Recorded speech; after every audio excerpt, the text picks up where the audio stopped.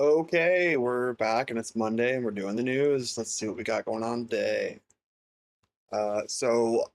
Yesterday, Sunday, July 26th, an oil tanker transiting the Strait of Hormuz exploded after striking a naval mine outside of Iran's designated maritime corridor.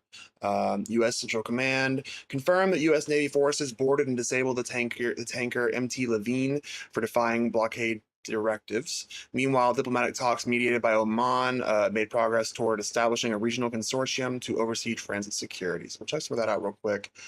So first things first, the oil tanker exploded after hitting a naval mine in the Strait of Hormuz, IRGC linked media claims. There was no official statement from Iran authorities regarding the incident. Um, let's see. IRGC linked Tasman News reported on Sunday that an oil tanker exploded in the Strait of Hormuz. The tanker struck the mine after leaving the route designated by Iran in the strategic waterway. There was no official immediate statement from Iran. Iran and Oman have made some progress in talks over the Strait of Hormuz.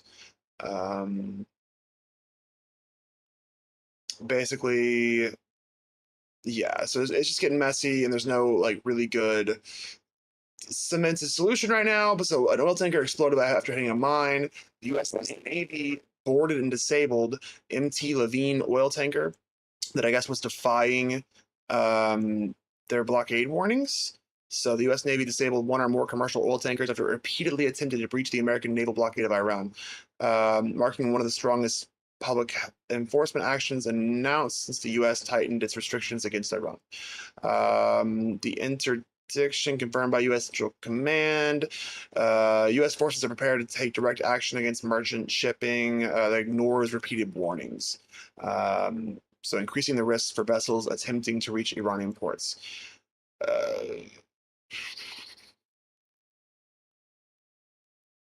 So it's a Mozambique flag tanker, MT Levine. Its a crew allegedly attempted several times to violate the blockade despite repeated warnings. A day later, American boarding teams conducted a verification inspection aboard the Comoros flag tanker MT Charminar, in the Arabian Sea before allowing it to continue its voyage. 12 different commercial vessels have been redirected to disabled to boarded for verification since the blockade entered its current phase. So you got oil tankers going off, hitting mines going on, exploding. We've got the U.S. Navy boarding any sort of ship that's not sort of, exactly complying with the current situation in the strait. Generally pretty hot. But at the same time, we've got, I guess, the U.S. and Iran are on pause for 2 days now. They're not exchanging strikes. Besides, these sort of different interactions. Um, Reports on Sunday said neither the U.S. nor Iran had launched strikes for a second day in a row. Sudden period of calm after 2 weeks of nightly attacks on Iran by the U.S. and Iranian retaliation on U.S. allies in the Gulf. Hopes of a return to diplomacy. So, U.S. Ambassador to the United Nations, Mike Waltz, told Fox News that Trump was giving the potential for talks a little bit of room. President had said the U.S. was locked and loaded. Let's see. So whatever, they're talking shit, but we have apparently put a pause on that for 2 days. And what do I have here? Okay, this is such a different topic. So we're gonna see. So yeah, basically, the Strait of Hormuz is it's still chaotic. It's still messy. You got mines going off. You got boardings happening. You have two different countries kind of trying to enforce their own sort of blockades on it. We'll just keep an eye on that. I don't know what to make of all that shit. And did I? Nah. Okay. Moving on from that. Honestly, what I want to talk about the most today is more Abdul Al-Sayed versus Haley Stevens. So, early in-person voting opened in Michigan on July 25th for the August 4th Democratic U.S. Senate primary between Dr. Abdul Al-Sayed and Haley Stevens. Polling data from the Emerson College highlights generational division, showing Dr. Abdul Al-Sayed leading voters under 40 by a 17-point margin, while Haley Stevens leads older demographic groups. This follows up on that, saying, let's see. Yeah, voters under 40 generally approve of Abdul Al-Sayed, leading him by 17 points. Stevens maintains support. It doesn't elaborate on that here. Whatever. So also another point to be made is that Haley Stevens has surpassed $30 million in super PAC expenditures, largely from APAC or APAC affiliated groups. Dr. Abdul Al Sayed has only generated $12 million in small dollar grassroots fundraising. So essentially, Haley Stevens' whole campaign is being propped up by fucking $30 million in APAC spending, while Dr. Abdul Al Sayed is just taking donations and it's only made $12 million. So I don't know. I just take personal issue with the idea of a foreign nation completely fucking swaying our election in that way. I mean, they have no fucking say in it, basically. But we've got, let's see, a little more information here. Both of them running in the Democratic primary. That'll be happening on August 4th. The previous incumbent didn't. He chose not to run again. He endorsed Stevens. Al Sayed is a public health administrator who ran for governor in 2018. Al Sayed completed the Ballotpedia candidate connection survey. In his survey response, Al Sayed wrote, I didn't set out to be a politician. I trained as a doctor, but saw how broken politics were making people sick. Our healthcare system itself is a part of the problem. We need Medicare for all. I'm going to go ahead and jump over to a clip real quick of Stevens talking on NBC News. And welcome back. We're turning now to one of the most closely watched races this primary cycle, and the next big test for the Democratic establishment. It's the battle between Congresswoman Haley Stevens and former Wayne County Health Director Dr. Abdul Al-Sayed to replace Michigan Senator Gary Peters, who has announced he's not seeking re-election. So the winner of the primary in just 2 weeks will face former Republican Congressman Mike Rogers. This weekend, Al-Sayed held a series of rallies with Senator Bernie Sanders and Congresswoman Alexandria Ocasio-Cortez, two of the most progressive members of Congress who have thrown their support behind his campaign. And joining me now is Abdul Al-Sayed, and we welcome you here. Thank you so much for making time. And so I really want to get at a bit of what motivates you and how it plays into the realities in Michigan. So Michigan is a state that President Trump won twice. And what makes you think that someone who is leaning progressive, as you are, can win in November when it has been so much of a state that has relied on independent voters and soft Republicans and moderate Democrats? How can you win there? I'll tell you this, I've been up and down my state, 110 different cities, 475 public events. No matter where I go, I don't hear people asking, where do I sit on a left-right spectrum? Instead, they're saying, why do I feel so locked out of my politics? How am I going to afford my groceries? What's going to happen next month when my rent or my mortgage is due? What happens if I get sick? Am I locked out of the healthcare system because I can't afford my deductible? These are the questions animating most folks. The divide in our politics is not left or right. The divide in our politics is people who are locked out and people doing the locking out. I'm not somebody who's ever taken a dime of corporate money. I'm running against a Democrat who is got a $50 million crutch paid for by APAC, by Big It's apparently $50 million now. Fuck my entire life. Pharma, by big tech, by our local utilities, by our big health insurance corporations. All of that tells you who she's going to fight for. And that's not you. That's not making your bills more affordable. I just cannot help but point out the fact that if you need $50 million in APAC, tech bro money, and just corporate PAC money, obviously your politics aren't that fucking strong. I truly, it's mind blowing to me that you have so many Democratic politicians endorsing her. You have all this money funneling into her campaign when she is so clearly just not the fucking girl for the job. All she can do is milk her little Minnesota, Michigander Hochul bullshit and not actually stand for anything. And all she can do is say I don't know. It's just this highly defensive behavior that is essentially representing nothing. It's just nothing. And it's $50 million in corporate money. She has no leg to stand on. So I don't know. That alone is disqualifying for me. Well, that's not making sure you can see a doctor. In fact, it's helping to rig a system to make those things less attainable for you. So how do you win? You win by speaking to the challenges that people are facing in their everyday lives, rather than playing this political game of asking where you fit on a left-right spectrum. So you're hearing from voters, you're getting that feedback, but there is sort of the mechanics of how these races work. And you lost the Democratic primary for governor in 2018 to Gretchen Whitmer. Your opponent has won 4 terms in Congress and is endorsed by both Senator Gary Peters and former Senator Debbie Stabenow. They both know how to win statewide.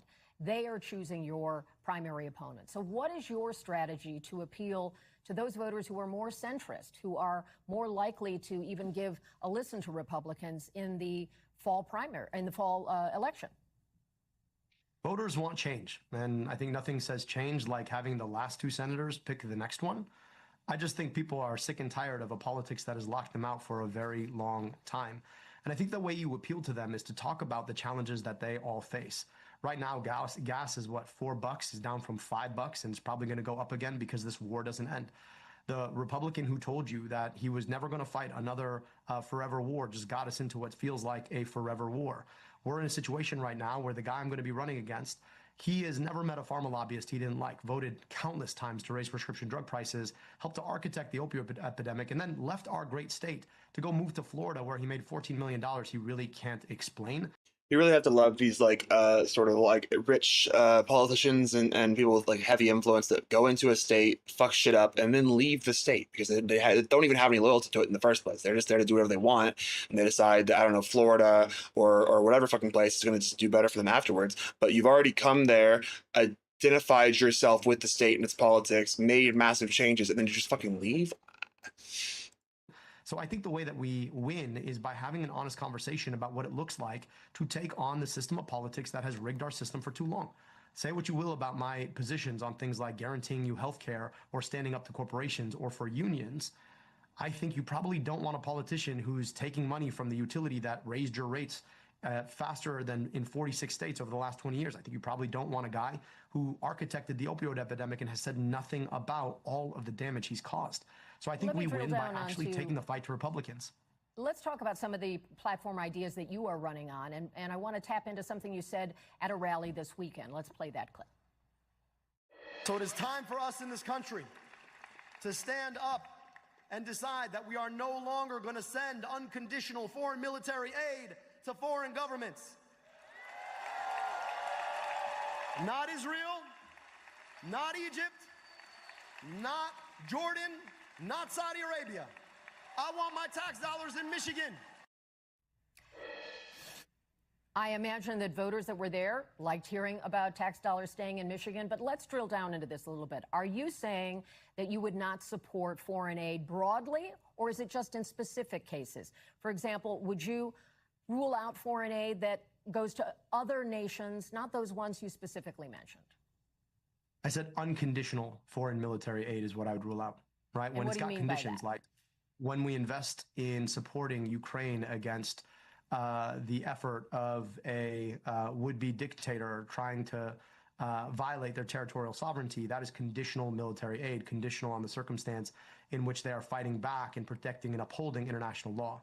So to me, that's yes, where it really goes back aid to to international Ukraine, law. for Ukraine. So let yes me just on offer Ukraine. a framework instead of yes and no per country. The framework is I believe in international law, and I believe that when it comes to upholding international law, we have an opportunity to support via foreign military aid. But when it comes to opposing military law, like or international law, like backstopping an apartheid or a genocide, or supporting a anti-democratic government in Egypt, I think we should not do it. So my point is this shouldn't just be unconditional to certain allies. It should be based on certain conditions according to international law.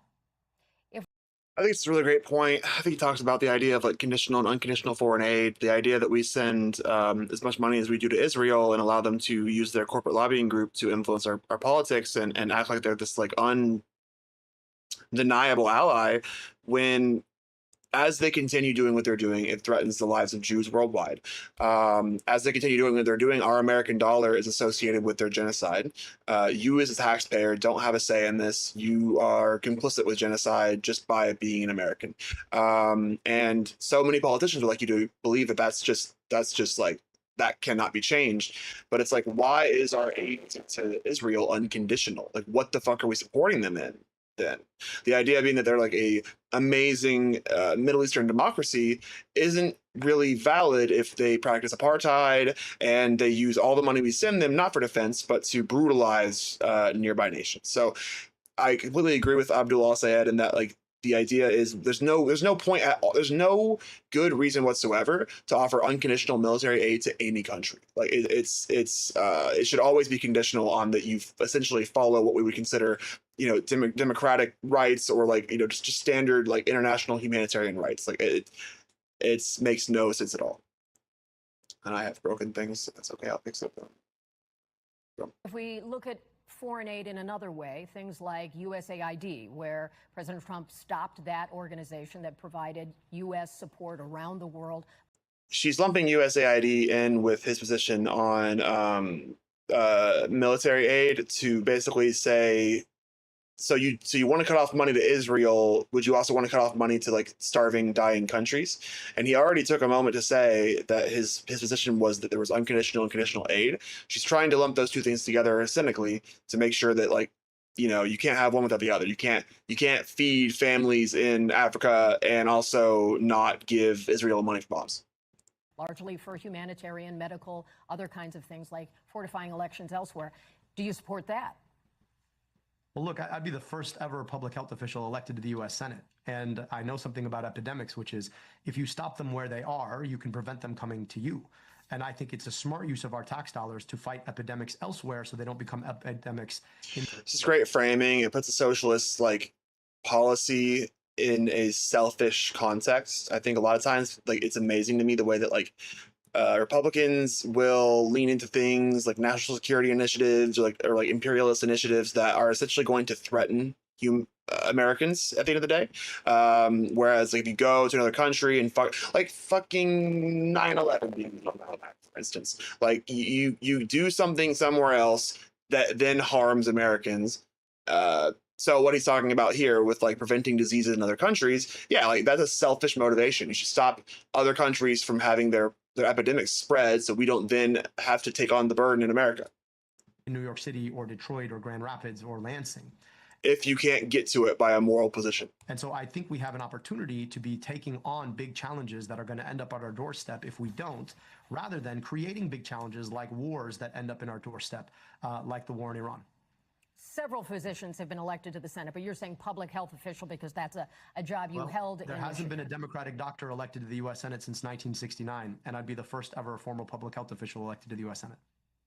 Let's talk about some other issues in your primary. So if you were to win, and then there are those Democrats who have supported Haley Stevens, who do believe in supporting Israel and sending money there, and there's polling that backs that up, how would you reach out to those voters who might choose her in the primary? But if you're victorious, how would you appeal to them for November? Well, look, I have my principles, and I hope that they'd support the idea that, we have a responsibility, I think, to uphold international law. And insofar as the Israeli government is violating international law, I don't think they have a right to our tax dollars. I think we should be keeping our tax dollars here to invest in children and schools and opportunity here. Now, a lot of folks conflate this with standing up against anti-Semitism. I'll be clear, I grew up in a community where I was blessed to have about 40% of our community from the Jewish community. And I learned a lot about Judaism and Jewish history and Jewish culture. You will find me to be the chief opponent of anti-Semitism, especially since I know what it's like to be discriminated against for how I pray as a devout Muslim. And so I think we can differentiate between Judaism and the Jewish people here and Israel and AIPAC there. And I hope that folks who recognize. Yeah, it's a big problem with the whole Israeli propaganda narrative, which is that if we can the Jewish faith, the Jewish people, the Israeli citizens, the Israeli government, Zionism, all into one thing, then if you criticize Israel, if you criticize Zionism, then you actually are wishing like death upon Jews. If you're a Muslim, that's just dangerous to Jews, so you should just feel bad for being Muslim. Support a Muslim congressperson is to somehow champion harm to, you know what I'm saying? Like, if you conflate all these things into one category, then you cannot even criticize genocide without somehow harming Jews. Whereas you have a Muslim man who is perfectly versed in being persecuted for his religion and would not then turn around and be an anti-Semite. Like those things just aren't related. that we have a responsibility to take care of our problems here at home would recognize that for me, it's about principle. My family comes from Egypt. I don't want to send my foreign my money there either to backstop a military dictatorship there either. So ultimately, I hope that folks will support us on principle and recognize there's a lot of work we could do to take on the challenges we face here at home. There's been a lot of discussion of Israel as an issue that is broadly being discussed in the Democratic Party and certainly in Michigan, where there's a large Middle Eastern population. You're a part of that community. Your opponent says you do not support a two-state solution in the Middle East, where Israel is a sovereign nation and then Palestine, Gaza has its own sovereignty. Is that correct? She doesn't either, first of all. If you're sending $3.3 billion to a foreign government that wants to foreclose. I love the idea that you support a two-state solution, one where Israel exists and Gaza exists and they're both sovereign nations, except that you send money to Israel to help them destroy Gaza. So like in your ideal world, you would keep funding Israel until they have so much weapons and just power that they could just blow through Gaza, Palestine, erase it, take it as their own. But at the same time, you would turn around and say, well, I want a two-state solution. It's like, that doesn't make any fucking sense. And also, if you say you believe in a two-state solution, but then support arms to Israel so that they can destroy the other state, that's just not, that's just not real. On the possibility of Palestine, you clearly don't support a two-state solution either. But what I support is equal rights to peace, dignity, and self-determination for Palestinians and Jewish Israelis alike.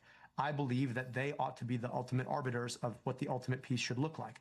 If that is a two-state solution and is chosen by the free Palestinian people and free Jewish Israeli people, then great. And if that's a single-state solution or a 23-state solution or a land-for-all solution, that is their choice to make. The problem, though, is that as Americans... Also that idea, too, that as Americans, we sit over here and we go, no, it's going to be one state or two state. There's one right answer. We'll tell you what it is. Like, we can't even decide if they deserve to live. Like, how the fuck are we going to sit over here and tell them exactly how they're going to parse the land out? We have to stop them from killing each other first. Policymakers, we've often had the hubris of thinking that we get to dictate what the ultimate solution for other people should look like. And I don't think the ultimate peace is going to be decided from the United States of America. I think the ultimate peace is going to be decided by equal stakes from Jewish Israelis and Palestinians alike. And I want our tax dollars not to be spent foreclosing on that possibility for other people. I want them to be spent here, providing schools and healthcare here. Let's talk about another policy position. And you have called for abolishing ICE. And while you are also advocating... If police do their job, we don't need ICE. ...for a secure southern border. So how would you address illegal entry into the United States? And do you believe that is an offense that would be subject to deportation? And how would you do that if ICE is no longer functioning as we know it? Well, as you well know, that is not enforced by ICE. That's enforced by Customs and Border Protection. I'm not calling for the abolition of Customs and Border Protection. I actually think that they need to operate according to the law, but I think we need to be invested in making sure that we secure our southern border rather than this farce of making a show out of detentions with the idea that somehow this is about immigration enforcement. This is not about immigration enforcement. This is about criminalizing immigration on its own terms and making a show of immigration enforcement. I'll be clear. I went to Minneapolis at the height of Project Metro Surge. I saw for myself what that looked like. But Minneapolis is not the southern border. So if we think that ICE has anything to do with the southern border, let's just be clear that the principal actions that they've taken have been in Chicago and Minneapolis, which are nowhere near the southern border. So they haven't even been in border states, like actual, it's the brutality of ICE has not been performed in, not that I'm advocating for it, but in Texas and New Mexico and in Southern California or like Nevada or any of that. It's been in blue states. It's been in fucking I get Minnesota and Michigan. Let's just be clear that the principal Minneapolis, yes, Minnesota. So like the brutality of Minnesota, Chicago, they talk mad shit about going into New York as well. They don't have any interest in actually controlling immigration near the southern border. Like that's not a part of their goal at all. It's to harass and violate people in blue states. Actions that they've taken have been in Chicago and Minneapolis, which are nowhere near the southern border. So we can have a safe, secure southern border, and we don't need ICE to do it. Lastly, if people are committing crimes, like let's say there's illegal immigrants in American soil committing crimes,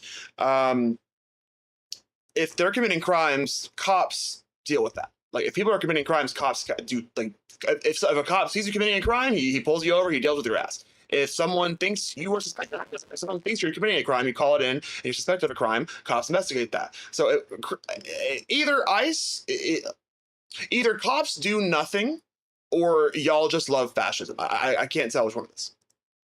Let me turn to another part of what life would be like if you are able to win this primary and to win in November. You said that you would not be coming to D.C. to, quote, make nice. And you said, don't invite me to your cocktail parties. A lot of people here will tell you that in order to be successful once you're in Washington, you have to build relationships. You have to work with others. Do you think that going it alone and trying to not be a part of D.C. would make you effective? Well, I'm not going to be going it alone. There's plenty of folks in D.C. with whom I'm really looking forward to work. And look, I'll build great cordial relationships with everybody. But my goal is not to sit with corporate lobbyists every day to be told what it is that they want done. My goal is to serve Michiganders. And I intend to keep my family in Michigan because I want to serve Michiganders. It's more important to me to listen to Michiganders and what they want rather than to go and have cocktail parties with corporate lobbyists who fund the whole thing and then pretend that somehow we're doing the people's work when in fact we are taking money from the same corporations to pass policy that makes life harder for people in places like where I come from in Michigan. So ultimately, look, I'm looking forward to having great relationships, but that doesn't mean that I'm coming to party with you. That means that I'm coming to work on behalf of my state, and let's get the work done. We so appreciate your time. Thank you. We know this is a heated point in the race, and there's a lot of demands on your time, and we appreciate you sharing your views with us today. We have also reached out to Haley Stevens' campaign. She has an open invitation to join us here on this show, and we know that we'll be watching the Michigan race closely. I wonder if she'll take the fucking invitation. We'll see. Okay, I stayed on that for a long time because I really like Abdul Al-Sayed, and I think Haley Stevens is a fucking APAC bot corporate cut. So let's quickly move on and try to wrap up today. The DOJ and FTC are calling on state attorneys general to investigate petroleum markets due to high gas prices and threatening heightened enforcement. This is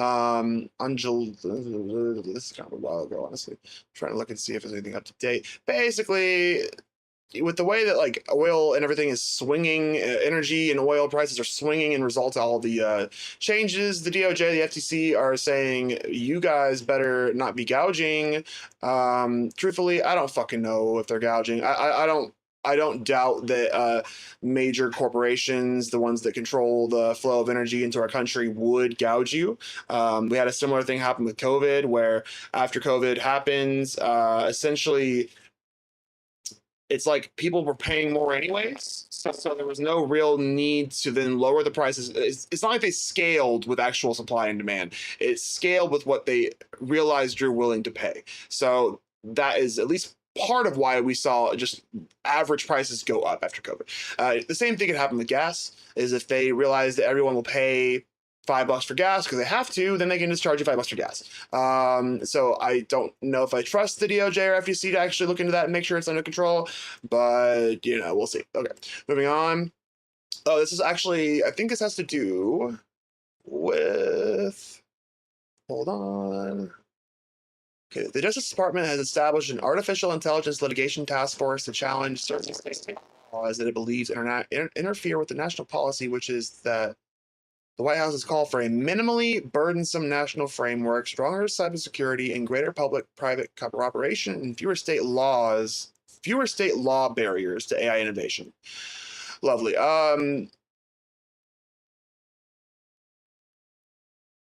I don't know. If I'm being honest, the motives of this seem very conflicting. Because on one hand, they honestly, it just sounds like they want to like be appealing. Like they're just saying a lot of things.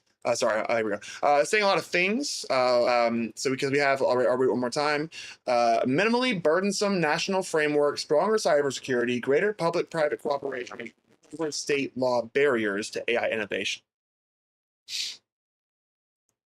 I just feel like they don't actually really want AI regulation because they want it to make hella money, but they also need to act like they give a fuck. I don't know. We'll see about that. I don't believe it, honestly. Moving on to some Arkansas news, and then I think I'm done. So in Arkansas, let me see if I can get a location here. I don't know if it's like a specific place or if it's just like a general, like, statewide initiative. want to say it was in a place. We're just gonna read it. Okay. Arkansas. How about the video? Help me out with the Lots video. of noise and lots of heat. That's one way to describe those giant data centers and the debate over where to build them. That's how we're starting tonight on THV 11 News at 10. I am Rolly Hoyt, and Brooke Buckner has the night off. Big tech companies are building these huge buildings filled with computers. They power the AI learning models that answer our questions and promise much more as the technology improves. But they take up a lot of space and they draw a lot of power and water. And that has set up local battles when companies like Google try to build, including right here in Arkansas. And it's all making for a heated debate. THV 11's Catherine Rowley talks to experts for guidance to help you sort it all out. How is this going to affect employment? Will it bring in new jobs? How many? The second is, how will this affect, anything? Will it affect prices in some way? Economist Jerry Horpendahl says that some of the biggest questions circulating in communities with most people wanting to know, how will these data centers affect the environment and public health? Heat impacts from large AI data centers may extend that far out. That same research showed that surrounding temperatures increased an average of 3.6 degrees, with some areas seeing increases as high as 16.4 degrees. These concerns may be valid, but supporters say that projects will create more job opportunities. However, Professor Horpendahl says that I just have to pause and say this is something I feel so strongly about, that like if you are Arkansan, if you consider yourself like a national Arkansan, like a native Arkansan, if you believe in the concept of the natural state, if you love the rivers, if you love the forest, if you love the animals, and you think that it's a good idea to fill Arkansas with data centers or anything that might pollute our water or just generally like take away from or okay, hold on. Oh no, I may have had a problem. My phone died. So that's insane. So we're actually gonna wrap up stream quickly now that I don't have a fucking video source, and just say that these just kill this. These Republican Congress people are selling Arkansas short, and are perfectly happy to destroy the natural state to make a quick buck. They say it'll create jobs, but they don't talk about like what the potential environmental disasters are. And there are plenty of Arkansas jobs that have to do with the nature. So what of that? If we start to destroy our forests and rivers, what of the natural state and all the tourism that brings, the money it makes? I don't know. It just spits in the face of all that for me. Sadly, my camera has died. My video is down. I'm gonna end stream. I was about to end it anyways, so that's just whatever. Too bad. All right, I'll be back on.